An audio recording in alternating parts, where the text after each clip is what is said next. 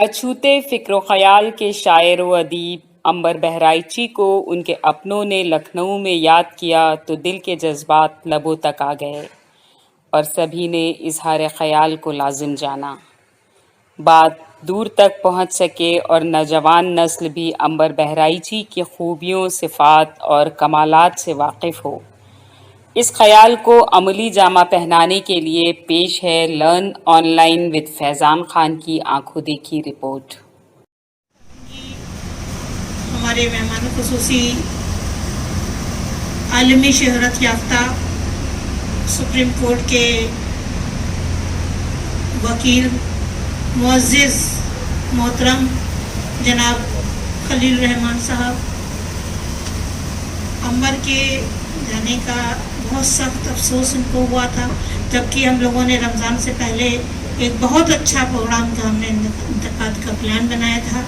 ہم نے اور خلیل بھائی نے اور شفیع صاحب نے وعدہ کیا تھا ہم لوگوں نے کہ عنبر صاحب کو ہمیں دوبارہ ان کی شعری صلاحیت کو آگے لانا ہوگا، کیونکہ ان کو رنج اور ان کو صدمہ اور ان کی طبیعت خرابی کی وجہ سے بہت ساری چیزیں وہ خاموش ہو گئی تھیں۔ میں آپ کو دعوت دے رہی ہوں خلیل بھائی۔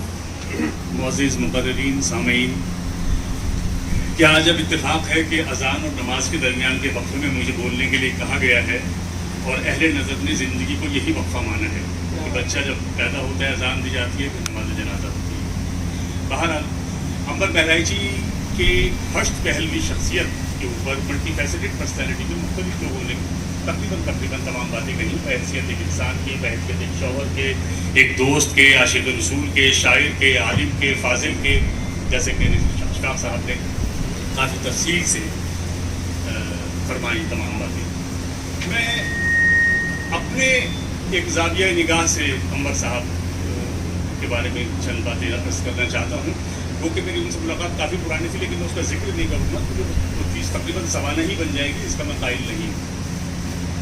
عنبر بہرائچی مرحوم ہم لوگوں کے لیے، ہم معمولی اردو کے طالب علموں کے لیے ایک قیمتی سرمایہ اور ممتاز شخصیت اس لیے تھے کہ وہ ہمیں، ہم اردو والوں کو اور تشنگان علم کو اس چیز سے روشناس کرا گئے جس سے ہم بصد افسوس بیگانہ تھے، ناواقف تھے، اور وہ تھے ہمارے ملک کی عظیم علمی، ادبی، شعری وراثت، اس کا وہ ورثہ، سنسکرت شعریات، زبان، لسان، بیان، ہر پہلو سے۔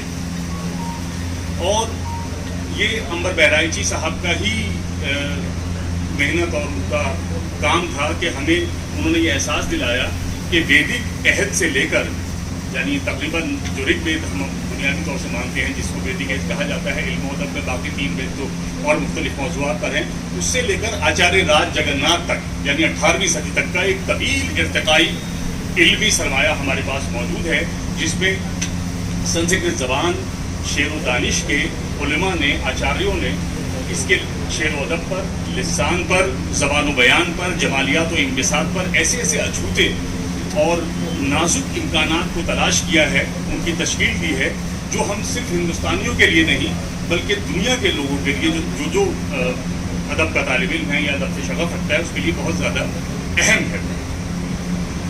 عنبر بہرائچی نے اپنے دیباچے میں سنسکرت شعریات کا ذکر جناب انیس اشفاق صاحب نے کیا۔ انہوں نے بحیثیت استاد بھی کیا، میں بحیثیت ایک طالب علم پہ کر رہا ہوں، معمولی طالب علم پہ، کہ اپنی زندگی کی معنویت کو اپنے وطن سے محبت قرار دیا۔ اب وطن سے محبت کیسے کی جائے؟ وطن کی پوجا نہیں کی جا سکتی، وطن کے بارے میں ہم اپنا جان و دل اور ہر چیز قربان کرنے میں تیار رہتے ہیں، وہ اپنی جگہ، لیکن خود جس کا عنبر نے ذکر کیا ہے وہ یہ کہ میں نے اپنے وطن سے محبت کا طریقہ یہ جانا کہ میں اپنے وطن کے سرمایے کو جانوں، اس کے علم، اس کے دانش، اس کی شعر و ادب کو جانوں۔ اس لیے انہوں نے سنسکرت کا مطالعہ کیا اور اس کو ایک ذو لسان محقق کی حیثیت سے، جو سنسکرت کے علاوہ اور زبان، بلکہ بقول پروفیسر انیس اشفاق اور زبانوں کے زاویہ نگاہ سے بھی اس کو پرکھوں اور جانوں۔ انہوں نے ایک کامیاب محقق کی طرح سنسکرت شعریات کا خصوصی جائزہ لیا اور ہمارے لیے وہ دولت چھوڑ گئے جو تاریخ اردو، شعر و ادب میں ہمیشہ ان کا احسان مند رہے گا اس دولت کے لیے۔ اس موضوع پر انیس اشفاق صاحب نے کہا کہ کوئی کتاب نہیں ہے، 1930 میں مولوی عبدالرحمان سنسکرت شعریات تو میں عرض کر رہا ہوں مولوی حبیب الرحمان شاستری کی ایک کتاب ملتی ہے جو 1930 میں علی گڑھ سے چھپی تھی، فلسفہ انبساط کے نام سے، جو رس رہسیہ کے اوپر تھی، لیکن وہ صرف ایک محدود موضوع پر تھی. میری نظر سے وہ کتاب نہیں گزری، میں نے بہت کوشش کی، لیکن عنبر صاحب نے غالباً اس کتاب کو دیکھا تھا. اب مسئلہ یہ ہے کہ عنبر بہرائچی کے تمام تصانیف بہت اہم ہیں. ان کی ایک ایک کتاب پر نہیں بلکہ اس کتاب میں بیان ہوئے موضوعات پر اگر ایک کتاب نہیں تو کم سے کم ایک توسیعی خطبہ دیا جانا چاہیے تاکہ اس کو کم از کم اجمالاً یا ایجازاً اس کو بیان کیا جا سکے. ان کی دو تصانیف بہت اہم ہیں، ایک سنسکرت شعریات اور سنسکرت شاعری. شاعری میں انہوں نے اپنے بحیثیت شاعر کے زاویہ نگاہ سے کافی چیزیں پیش کی ہیں. لیکن جو سنسکرت شعریات ہے جس کا ذکر معزز فاضل مقرر جناب انیس اشفاق صاحب نے بھی کیا، سنسکرت شعریات، دیکھیے سنسکرت شعریات پر میکس مولر کا بھی ایک چیپٹر ہے جو انہوں نے بیٹی اس کا کیا ہے، اور آرتھر کیت کی جو ہسٹری آف سنسکرت ہے جس کا ذکر عنبر بہرائچی صاحب نے بھی کیا ہے، انہوں نے بھی ذکر کیا ہے شعریات کا، پوئٹکس کا. لیکن آپ یقین کیجئے مجھ جیسا ناقص طالب علم جب سنسکرت شعریات کے بارے میں کچھ اندازہ کر سکا تو وہ عنبر کی تحریر سے اندازہ کر سکا، کیونکہ جن سنسکرت پنڈتوں نے، آچاریوں نے سنسکرت شعریات کے اوپر بات کی، انہوں نے سنسکرت کے زاویہ نگاہ سے کی، ہندی کے زاویہ نگاہ سے کی. میکس مولر جرمن تھا، اس نے جرمن شعریات کو سامنے رکھ کے اس کا ذکر کیا، حالانکہ گوئٹے ایک جگہ جو ذکر کرتا ہے وہ بالکل وہیں سے لیا ہوا ہے لفظ کے بارے میں جو آنند مردن نے جس کا ذکر کیا انیس اشفاق صاحب نے، یا آرتھر کیت جو کرتا ہے وہ مغربی نگاہ سے کرتا ہے. انہوں نے تمام اصطلاحات، تمام الفاظ، بیانیہ وہ استعمال کیا جو اردو کا طالب علم کرتا ہے. لہٰذا ہم غیر ملکی زبانوں سے جب سنسکرت شعریات یا سنسکرت کا تاریخ یا سنسکرت شعر و ادب پڑھتے ہیں تو ہمارے اوپر دو ذمہ داریاں آتی ہیں کہ ہم ان کو پہلے انگیز کریں اور ان کی تطبیق اور نفوذ اپنے شعری اصطلاح اور اپنی شعریات پر کریں.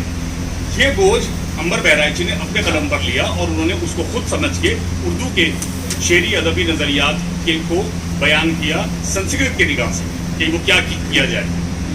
یہ کام بہت آسان نہیں ہے، آپ یقین کیجیے، اور یہ ایک بہت بڑا اور اہم کارنامہ ہے اور قابل ستائش ہے.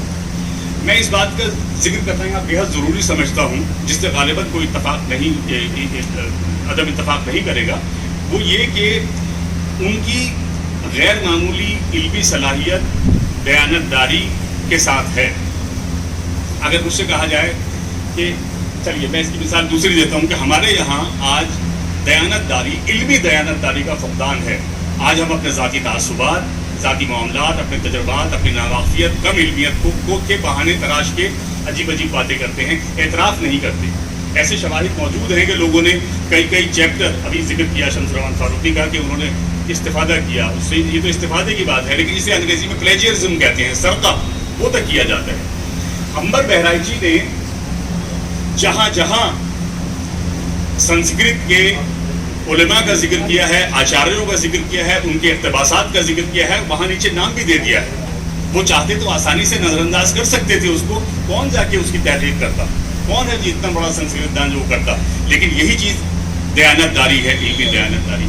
اگر مجھ سے ان کی تحقیق کے یا جو ان کی تصانیف کے ہے دو لفظوں میں پوچھا جائے تو وہ امتزاج ہے علم کا اور حلم کا. حلم کہتے ہیں موڈسٹی کو، یعنی جو ایمانداری سے، دیانت داری سے علم کو پیش کرے، تفصیل کرے اس کی. اچھا، اب جیسے میں نے عرض کیا کہ ان کے ہر نقطے پر، ہر موضوع پر ایک توسیعی لیکچر ہو سکتا ہے. ان کی تصانیف کو سمجھنا اور پڑھنا تو ایک کام ہے. شفیع ایوب نے ذکر کیا کہ کل شام ایک گفتگو میں نے ایک ناقص اپنی رائے پیش کی کہ عنبر پہ کام 50 سال چاہیے. جس طرح کا انہوں نے محاکمہ کیا ہے، جس طرح محاکمہ کیا ہے، ہم لوگ مکھی پہ مکھی مارنے کے عادی ہو گئے ہیں تنقید کے، کہ ایک چیز کو پڑھا اور جو بھی اپنی رائے ہوئی وہ دیتی، جو زیادہ تاثراتی ہوتی ہے. میں جیسے ویسے انیس اشفاق صاحب نے اس کو بخوبی بیان کر دیا ہے. سنسکرت شعریات کے آنند وردھن کا جو دھونی سدھانت ہے، میں عرض کر دوں کہ اس پر कुछ तसानीफ मौजूद हैं अंग्रेज़ी के जो मेरी नज़र से गुजरी हैं। और आनंदवर्धन 9वीं सदी के थे, बहुत पहले के नहीं थे। ये यूनानी बूतिका के बहुत बाद, यूनानी बूतिका की तकरीबन 2300 साल पुराना तारीख है जो अरस्तु की है, और बूतिका के नाम से ही, पोइटिक्स के नाम से ही, बल्कि लफ्ज़ पोइटिक्स वहीं से आया, फिर उसका अरबी में तर्जुमा बूतिका कैसे हुआ इसके पीछे भी एक बहुत बड़ी कहानी है। उसमें इस ध्वनि सिद्धांत या नज़रिया सौत में आचार्य आनंदवर्धन ने एक अजीब व गरीब बात पैदा की कि कोई भी मंजूमा या शेर एक ध्वनि लोक कायम करता है, एक आलम सौत, आहंग कहा अनीस रफ़ाक साहब ने, क्योंकि बेहतरीन उसका है, लेकिन सौत जो है, जो एक फोनेटिक्स से रिलेटेड एक चीज़ होती है, वो पैदा करती है, और आहंग उसका एक हिस्सा है जो बहुत अहम है। आनंदवर्धन ने ये ध्वनि सिद्धांत के बिखरे हुए, इससे पहले के कई आचार्यों ने उसका जिक्र किया था, लेकिन बिखरी हुई थी वो तमाम चीज़ें, इसको मुनज़्ज़म करके बाकायदा एक नज़रिया पेश किया। और आनंदवर्धन चूँकि खुद भी शायर थे, मुहक़्क़िक़ थे, उन्होंने शेर की तख्लीक और तफ़हीम दोनों का बारीकी से तजर्बा रखते थे, लिहाजा उन्होंने कहा कि अलंकार और रीति यानी सनाए बदाए और उसलूब मंजूमे के शेर के खारजी हिस्से हैं, असल चीज़ कुछ और है। और शेर का जो ये अनासिर हैं, जो शेर की रूह है, वो ध्वनि है, सौत है, जिसको आगे चल के वो एक नई इस्तिलाह बनाते हैं, जिसका बेहतरीन तर्जुमा अंबर ने किया है। वो तर्जुमा, वो इस्तिलाह मेरी नज़र से पहले कभी नहीं हुई, मैं अर्ज़ करूँगा। ये जो अल्फाज का और मानी का, देखिए आज से ये तो खैर 9वीं सदी के थे आनंदवर्धन, तकरीबन 1500 साल पहले इस हिंदुस्तान में, जब दुनिया इल्म अदब के मामले में तकरीबन अंधेरे में थी या छुटपुटे में थी, यहाँ पर वो इल्म का वो दिया जल रहा था, जिसमें लफ्ज़ और मानी के ताल्लुक, उसके इत्तिसाल और उसके इज्तिमा पर गुफ्तगू हो रही थी। इन संस्कृत उलमा की आली दिमागी और लिसानी अदबी इस्तेदाद हमारे लिए काबिल फ़ख्र है। हमें तो मगरब की तरफ देखना भी नहीं चाहिए अगर हम मशरिक़ से वाकिफ़ हों। और उन नाजुक रुमूज़ पे, उन बारीकियों पर उन्होंने गुफ्तगू ऐसी की है जिसका सबूत यूनानी शरियात में भी नहीं है, मगरिब में तो बिल्कुल भी नहीं है। आचार्य आनंदवर्धन की दूरबीन नज़र और संस्कृत शरियात पर मुकम्मल गिरफ्त का अंदाज़ा इस बात से किया जा सकता है कि उन्होंने अपने नज़रिया सौत में उन तमाम अनासिर की, उन तमाम एलिमेंट्स की जो इस टाइप उसलूब बनाते हैं, बसराहत तशरीह की है। और ये अनासिर हैं लफ्ज़, मानी, सनाए बदाए, वस्फ़ और साख। इन अनासिर के बाहिमी इश्तराक व इज्तिमा की कामयाबी से ही कैफियत आमेज़ इंबिसार, जिसे रस कहा जाता है, वो पैदा होगा, और असल रूह इसकी वही है। इसमें वो यहाँ पर आगे एक कदम आगे बढ़ के कहते हैं कि असल चीज़ जो शेर में है, जो मंजूमे में है, वो है मजाजी मानी। मानी मजाज, ये एक बड़ी हैरत अंगेज़ चीज़ है, जिसको व्यंगार्थ उन्होंने संस्कृत में इस्तेमाल किया, और ये उस चीज़ से बहुत आगे है जो हम लोग बलागत वगैरह अब तक समझते थे। जिस उसलूब में आनंदवर्धन फरमाते हैं, जिस उसलूब में ये मजाजी मानी ना हो, वो चित्र काव्य है, यानी तिमसाली, सिर्फ एक शक्ल है, उसके अलावा शक्ल के अलावा कुछ नहीं है, बेजान है, शायरी या खाली शायरी है, इसको गैर अहम कहकर नज़रअंदाज कर देते हैं। अब इसकी दिलनशीन सूरत हाल को जो तमाम लोग जो बलागत के आलिम थे हमारे मशरिक़ में, ईरान और अरब में, उनसे सरफ नज़र हुआ, वो वहाँ तक नहीं पहुँच सके। आनंदवर्धन उसको कहते हैं कि मजाजी मानी उन अनासिर के अलग अलग औसाफ अपनी जगह, और अलग अलग औसाफ को जब जमा करते हैं, इन तमाम एलिमेंट्स को जब उसलूब में जमा करते हैं किसी मंजूमे में, किसी अदब पारे में, तो एक तीसरी चीज़ पैदा होती है। और उसकी मिसाल देते हैं, मैं बड़ी माजरत के साथ, चूँकि औरत की तशबीह दी है, तमाम संस्कृत शरियात में और संस्कृत शायरी में हुस्न को बयान करने के लिए औरत की मिसाल दी गई है। आज अच्छा, औरत के हुस्न की मिसाल देने में संस्कृत शायरी ने दोनों चीज़ें इस्तेमाल की हैं। वो अगर यूनिवर्सल ब्यूटी या नेचुरल ब्यूटी, फितरत के हुस्न को बयान करते हैं, तो भी औरत के हुस्न का सहारा लेते हैं। कालिदास आपने सुना होगा, या इरफान सिद्दीकी का जिक्र किया, मालविका अग्निमित्र का अगर आप तर्जुमा देखें, तो आम फितरत के हुस्न को बयान करने के लिए औरत की तशबीह दी जाती है, और इसके बरक्स भी औरत के हुस्न की तारीफ करने के लिए, उसे कायनाती आफाकी बनाने के लिए फितरत के हुस्न को, जो कालिदास ने बेपनाह इस्तेमाल किया। अच्छा, अब ये एक हैरत अंगेज़ मुशाहिदा था کہ عورت کے حسن کو جب تمام عضو کو، اس کی آنکھیں، اس کے بال، جو 4 چیزیں الگ الگ بیان کی گئی ہیں، وہ جب ایک جگہ ملتی ہیں تو ایک تیسری چیز پیدا ہوتی ہے. اسی کو انہوں نے آنند وردھن معنی مجاز کہتے ہیں. اور جو آگے بڑھ کے وہ جملہ کہتے ہیں کہ بئی صورت شعر میں بھی ایک جمال آفری صورتحال جب پیدا ہوتی ہے جب یہ تمام عناصر مل کے ایک چیز بنتے ہیں، وہی اس کی روح ہے. یہ مشاہدہ کسی نے نہیں کیا تھا. اس سے بھی آگے آنند وردھن بڑھتے ہیں، جس کی وجہ سے دھونی سدھانت یا یہ جو نظریہ صوت ہے اس کو ان سے منسوب کیا جاتا ہے، کیونکہ اس کے تذکرے پہلے موجود ہیں، جس کا ذکر انور بہرائچی بھی کرتے ہیں. میں ایک ترجمہ جو انور بہرائچی نے کیا ہے آنند وردھن کا 4 لائنوں کا، وہ پہلے سناتا ہوں آپ کو، بہت آسان. اسلوب میں لفظیات کا انتخاب، اور کیجیے گا سلیکشن آف ورڈز، لفظیات کی ترتیب، آرڈر آف ورڈز، یہ بہت اہم ہے. جو تخلیقار لفظوں کے انتخاب اور ان کی ترتیب میں بہت مشاق ہوتا ہے، اس کا اسلوب اتنا ہی شاندار اور جمال آفری ہوتا ہے. جمال آفری کے لیے، جمال کے لیے، حسن کے لیے سنسکرت میں اور تمام آچاریوں نے سوندریہ کا لفظ استعمال کیا ہے، لیکن آنند وردھن نے چارو کا لفظ استعمال کیا ہے. اس میں حسن کے ساتھ احساس حسن بھی ہے، لہذا لفظ چارو زیادہ اچھی طرح اس معنی کو ادا کرتا ہے. جیسے میں نے عرض کیا کہ کچھ ہمارے لوگ علماء جنہوں نے بلاغت وغیرہ کو ڈیفائن کیا، نظم حیدر طباطبائی نے اثرات البلاغہ میں عبدالقاہر جرجانی کا ذکر کیا، جو شمس الرحمن فاروقی نے اپنی کتاب کے سربرق پہ لکھا اور جس سے گویا وہ بہت متاثر نظر آتے ہیں. وہ یہ ہیں کہ الفاظ کی تقدیم و تاخیر، الفاظ کا قصر و حصر، فصل و وصل، ایک ایجاز و اتناب، استعارہ و کنایہ کلام میں رکھنے سے کلام میں بلاغت پیدا ہوتی ہے. یہ 11ویں صدی کی بات ہے، آنند وردھن سے 200 سال بعد وہ معنی میں پیدا ہوتی ہے. الفاظ میں بلاغت پیدا نہیں ہوتی، معنی میں پیدا ہوتی ہے. یہ بڑا گہری چیز ہے جو آنند وردھن پہلے کہہ چکے ہیں. ترتیب الفاظ کا اثر معنی پر پڑتا ہے، الفاظ پر نہیں پڑتا. یعنی جس نے ترتیب دی ہے اسی نے ان معانی کو بلیغ کیا ہے. جو آنند وردھن کہہ رہے ہیں کہ ایک مشاق تخلیق کار، ایک بہترین جو جانتا ہے کہ الفاظ کی ترتیب کو رکھ رہا ہے تو کون سے معنی کو پیدا کرنا چاہتا ہے.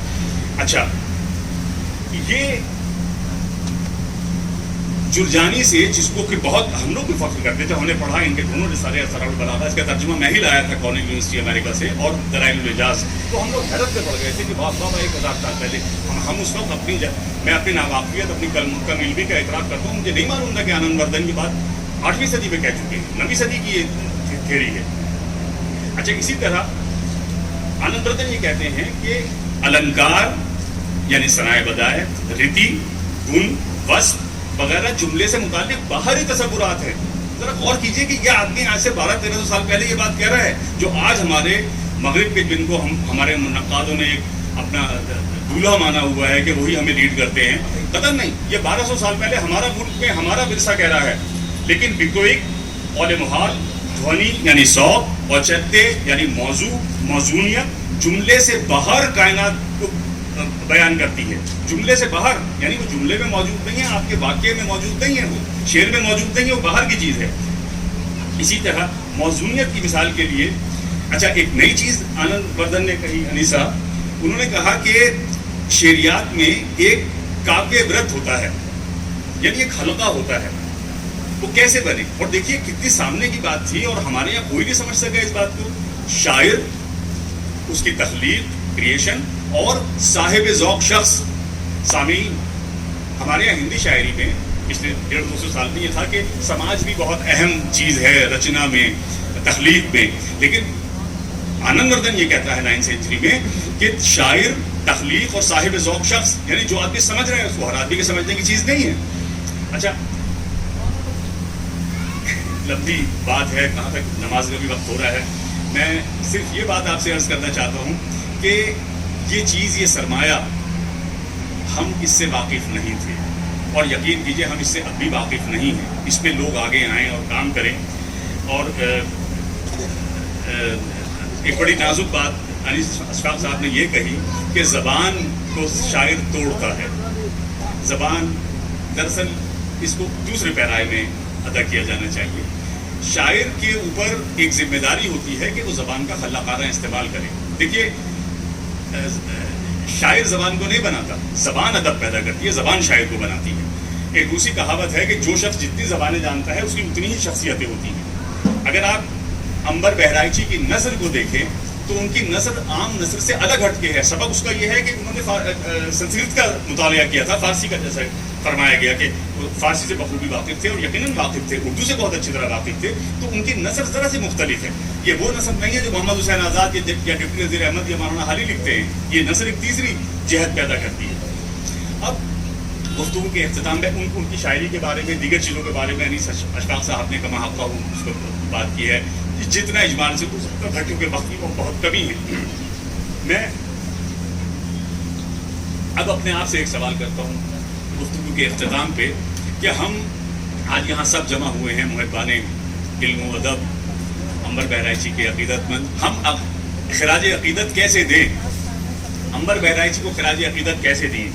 हम अंबर बहराइची की बेहतरीन खराज अक़ीदत ये होगी कि हम उनकी तसानीफ़ को बगौर पढ़ें, उनको समझें, उनको बयान करें और सबसे बड़ी बात ये कि उस पर फ़ख्र करें कि हमें ये मालूम नहीं थी, और कहें कि ए अंबर बहराइची, उर्दू दान तबका हमेशा आपको याद रखेगा और आने वाला वक्त ये फैसला करेगा कि उर्दू ज़बान व अदब, शेर व दानिश को आपने किस तरह एक अजीम इल्मी ख़जाने से मालामाल किया है, संस्कृत से तफक्कुर और तदब्बुर को कि कैसे कैसे आफाक रोशन किए हैं। हम जैसे बेवज़ाहत तिश्नगाने इल्म को ताहयात हम आपके एहसानमंद रहेंगे कि आपकी गैर मामूली काम ने हमारे जहनों में कैसी जोत जगाई है। आपने अपने इल्म, अपने हिल्म का सच्चा किरदार अदा किया है। किसी सताइश, किसी गिले, किसी सिले के बगैर अल्लाह आपको अपने जवार रहमत में मकाम अता फरमाए। और 3 वजाहतें करना चाहती हूँ, एक वजाहत और 2 बातें। तो ये बात मैंने फारूकी के लिए नहीं कही, मैं नाम फिर भी नहीं दूंगा।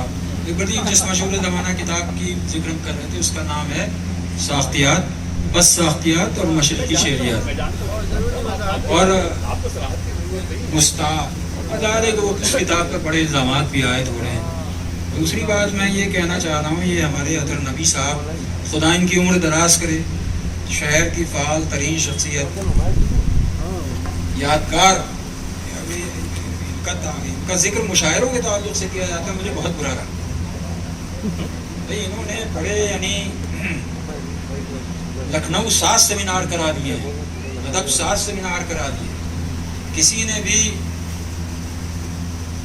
अपने सेमिनारों और कॉन्फ्रेंसों में बाहर के मुल्कों से इतने अदीबों को मदऊ नहीं किया जितना हमारे अतर नबी साहब। ये बहुत बाअसर शख्सियत है लखनऊ की। अब इनसे मेरी गुजारिश ये है कि अंबर बहराइची का जो काम रह गया है या जो आउट ऑफ प्रिंट है या जिसके 2nd एडिशंस नहीं आए हैं, ये अगर यहाँ के, मैं इदारों का नाम नहीं लूँगा, यहाँ के, मैं जानता हूँ कि इनकी बात का इतना असर होगा, अगर ये तजवीज़ रखेंगे तो उसे मंजूर करेंगे। तो यहाँ के जो इदारे हैं जिनको हुकूमत की इमदाद मिल रही है वो इदारे शाया करें, ये मैं अतर नबी साहब से गुजारिश करूँगा। मुझे हुक्म दिया गया है कि ये एक बात पे कर दूँ। अनीस अशफाक साहब ने अपनी इल्म, मोहब्बत और अंबर साहब से मोहब्बत का जिक्र किया। हमारे यहाँ बैठे हुए हमारे बुजुर्ग से कि इनकी किताबें छपवाएँ। मैंने वादा किया था जब उनसे टेलीफोन पे गुफ्तगू हुई थी, मेरी मुलाकात उनसे 95 में हुई थी, और मैं शशदर रह गया जब इन्होंने आके जिक्र किया अंबर से मेरा, तो उन्होंने एक चीज़ याद थी, वो गुफ्तगू का मौजू याद था जिस पर मेरी बात हुई थी 25 साल पहले। तो मैंने उनसे वादा किया था कि संस्कृत शरियात वो मैं दिल्ली में छपवाऊँगा, क्योंकि वो मेरे लिए बड़ी नादिर किताब है, और वहाँ पे दिल्ली में उसका हम इजरा कराएंगे जिसमें तमाम लोगों को बुलाएंगे। वो उससे इंतकाल हो गया। मैंने ये मौजूद है यहाँ पर, मैंने पब्लिशर से भी बात कर ली, उसको छपाने का, उसकी किताबत का हर इंतजाम कर रखा है। अब वो जल्दी पेश आएगी, तो बाकी किताबों का आप हजरात एहतमाम करें। संस्कृत शरियात मेरी तरफ से एक तोहफा होगी। बहुत शुक्रिया। जैसे अभी हमने आपसे पहले अर्ज़ किया था कि अंबर के जब आखिरी सफ़र के लिए अंबर घर से निकल रहे थे, तब हमने अंबर से वादा किया था,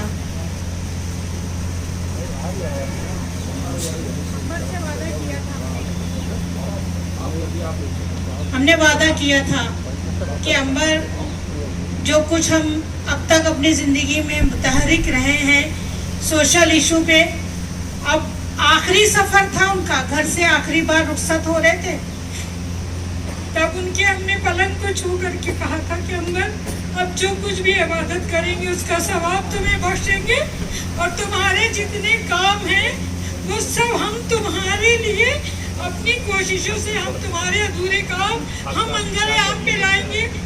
तुम्हारी दिल में जिन जिन बातों का रंज हुआ है उस रंज को हम अदबी तरीके से तुम्हारा हम अंजाम देने की कोशिश करेंगे। अल्लाह रब्बुल इज्जत बड़ा रहीम करीम है, और हमको 25-30 साल से हमेशा हमको हमारी झोली में हमारी दुआओं को हमेशा कबूल करता आया है। ये मस्जिद एक मौजज़ा है, मस्जिद एक मौजज़ा है जिसमें इसके चश्मदीद गवाह हमारे घर, हमारा शोहर, हमारे भाई और हमारे हुसैन अफसर भाई गवाह है।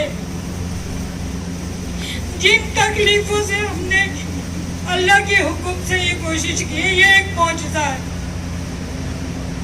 और मैं बहुत सारी चीजों को याद करती हूँ, तो कालिदास की बात कर रही थी, जब अम्बर लिख रहे थे तो हंसते थे बहुत, कालिदास पे लिखते थे, 900 पेज लिखा था उन्हीं एक और उन्हीं ने लिखा था ट्रांसलेशन 900 पेज का, जिसमें किसी अदबी माफिया ने उस 900 पेज को अपने नाम से छपवा लिया, जिसका अम्बर को सदमा था। अम्बर रो नहीं पाते थे, बोलना छोड़ दिया था, खामोश हो गए थे, कलम नहीं चलती थी उनकी। जब उनकी 900 पेज ज्येष्ठ हिंदी में उन्होंने 900 पेज ट्रांसलेशन किया था,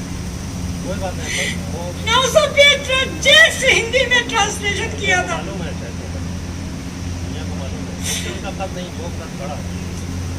अम्बर ने हमको दिखाया, शाइस्ता जी को ये खत आया, हमने कहा परेशान ना हो, मैं बात करती हूँ। हमने कहा आपने ट्रांसलेशन करवाया, आपने कोई बात नहीं, आपने इसकी उजरत भी नहीं दी। अम्बर से कहा आपने, तुम तो संत हो, तुम क्यों 900 पेज की उजरत मांग रहे हो ट्रांसलेशन की।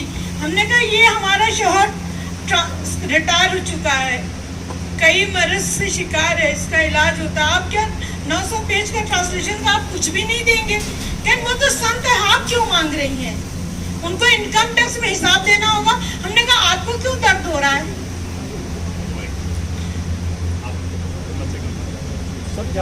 देखिए, जिसका जिक्र इन्होंने किया अम्बर साहिबा ने कि उनके पेजेस चुरा लिए गए, जाया हो गए, मैं इनकी भी हिम्मत के लिए और आपको मेरे साथ उर्फी के 6000 शेर का, ये दौरे अकबरी और जहांगीरी का बहुत बड़ा शायर था, बहुत जवानी मर गया था, 6000 अशार का मजमुआ गुम हो गया, नदी में गिर गया, नहीं नदी में नहीं गिरा, चोरी हो गया।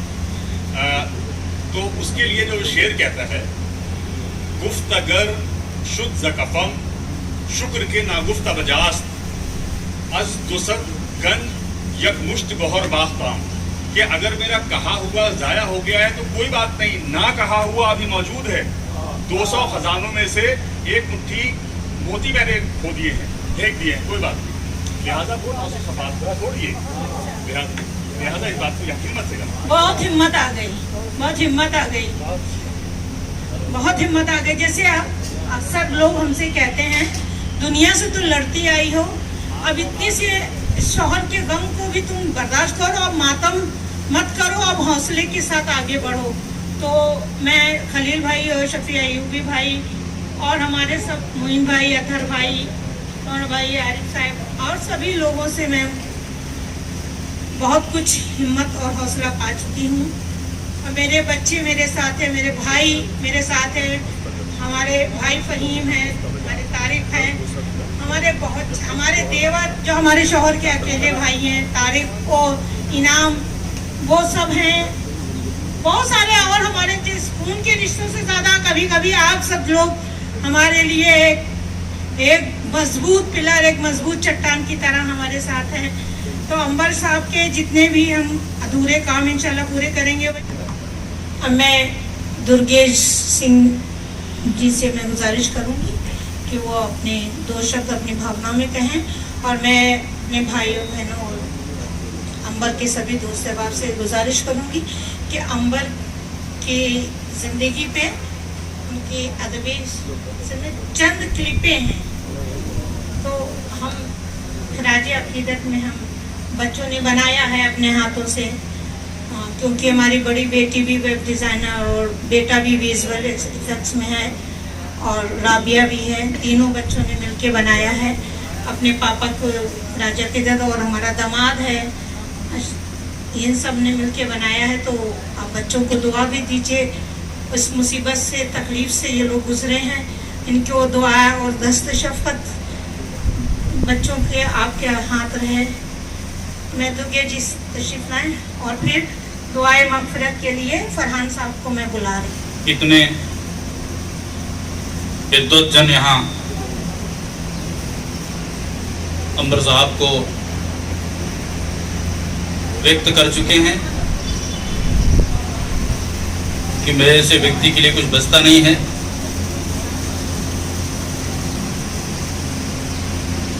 परंतु उनके जीवन के ऊपर कुछ ना कहा जाए आज के अवसर पर, यह भी ठीक नहीं है। मैं इस चित्र को देख रहा था,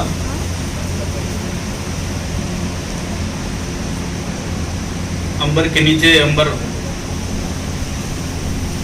रूपी तमाम दीपक जल रहे हैं। दीपक की अपनी एक विशेषता होती है। दीपक सुदूर प्रकाश फैलाता है,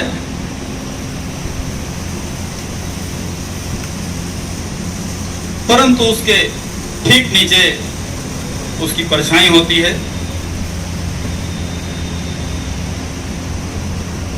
वहां अंधेरा होता है।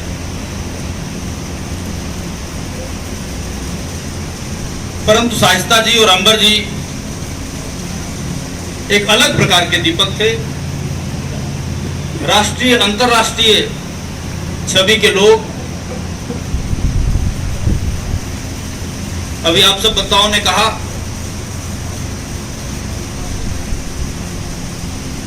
कोई एक आईएएस ऑफिसर थे और कैसा जीवन जिया। लखनऊ में आईएएस ऑफिसर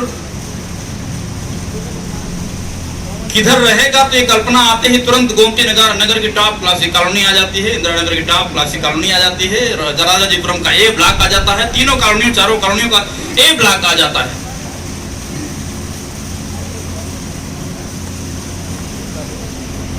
परंतु ये क्षेत्र उनका आभारी है कि इस क्षेत्र की एक गली को उन्होंने रोशन किया, एक गली को उन्होंने रोशन किया। और जिस गली में दीपक के तले अंधेरा होता है परंतु उनके नीचे अंधेरा नहीं था, उस गली में अंधेरा नहीं है। गली के हर तरफ के मकान के लोग अंबर को जीते थे, अंबर को जिएंगे, ये उनके जीवन का संदेश। ये इस ग्राम सभा में ये मस्जिद है। इस ग्राम सभा को वीकर सेक्शन की ग्राम सभा मानी जाती है। ये सपेरों का गांव माना जाता है। इस क्षेत्र को चुना उन्होंने अपनी समाज सेवा। राष्ट्रीय अंतरराष्ट्रीय स्तर की कवि की छवि होने के बाद भी, लेखक की छवि होने के बाद भी, एक मनुष्य का जो काम है कि अपने इर्द गिर्द लोगों की सेवा, अपने इर्द गिर्द लोगों के हाथ पकड़ खड़ा करना, वो सबसे बड़ा मनुष्य का काम है, सबसे बड़ी मानवता है, सबसे बड़ी मनुष्यता है जो अंबर में दिखती है और जो हमारी बहन जी साहित्य अंबर में भी दिखती है।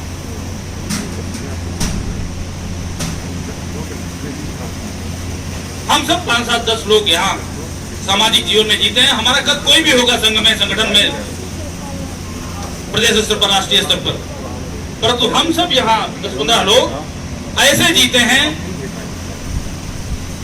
जिस समय आदमी आदमी से बच रहा था, आदमी आदमी से डर रहा था, लोग बगल से निकलना नहीं पसंद करते थे, सेक हैंड दुर्लभ हो गया था, लोगों पर मुस्कुराहट नहीं थी। उस समय इस मस्जिद की किचन गार्डन में उगी हुई सब्जियां शाइस्ता जी इस क्षेत्र में भिजवा रही थी गरीबों के लिए। ये संदेश एक मनुष्य के लिए सबसे बड़ा संदेश है, और जो ऊंचाइयां प्रोफेसर साहब लोग और जिस ऊंचाइयों का वर्णन करते करते, अंबर को जीते जीते, अंबर को बोलते बोलते, अंबर पर बोलते बोलते मंच की शुरुआत हंसते हंसते हुई थी, और मंच की शुरुआत रोते रोते हुई थी, और उनके लिए श्रद्धांजलि के लिए हुई थी, और उनको कहते कहते लोग हंसते गए और हंसाते गए। यही अंबर को जीवन के लिए, उनके जीवन से सबसे बड़ा संदेश है। शाइस्ता जी बहुत दुखी थी, अभी भी उस सदमे से बाहर नहीं आ पा रही हैं। बीच में मेरी भेंट हुई एक कार्यक्रम के दौरान, उन्होंने कहा बहन अपने पैरों पर खड़ी हो, अंबर जो आपके लिए छोड़ गए हैं उस पर कदम आगे बढ़ाइए, वो हमको आपको करना है। हम सब यहाँ एकत्र आए, अंबर को समझा, अंबर के साहित्य को संपादित किया, अंबर के साहित्य को ऊंचाइयां दी। हम इस निमित्त हमेशा कमर कसें और आए, अंबर को पढ़ें, समझें और अंबर को जिए। हम सबको अंबर के जीने की कला है, हम सब उनके रास्तों पर चलें। यह दुनिया की धरती की, भारत माता की बहुत बड़ी जरूरत है, बहुत बड़ी जरूरत है, महती आवश्यकता है। इन्हीं शब्दों के साथ अंबर को बार बार प्रणाम करता हूं, और मेरी बहुत बहुत श्रद्धांजलि। और चूंकि इस क्षेत्र का नागरिक होने के नाते, इस क्षेत्र का आप सबका कार्यकर्ता होने के नाते मैं आभारी हूं कि आप छोटे से स्थान पर आए, अपना महत्वपूर्ण समय निकाले। शेष तो साबा आभार शाइस्ता जी की ओर है। बहुत बहुत शुक्रिया। आप सब हमको बहुत सम्मान देते हैं, दीदी कहते हैं, बहुत से लोग माता जी कहते ऑनलाइन हैं। की जानिब से आपसे बस इतनी इल्तिजा है कि हमारे इस प्रोग्राम को लाइक, शेयर और सब्सक्राइब ज़रूर करें। साथ ही बेल आइकन दबाना ना भूलें, जिससे हमारी हर वीडियो आप तक अपलोड होने के साथ ही पहुंच सके। शुक्रिया।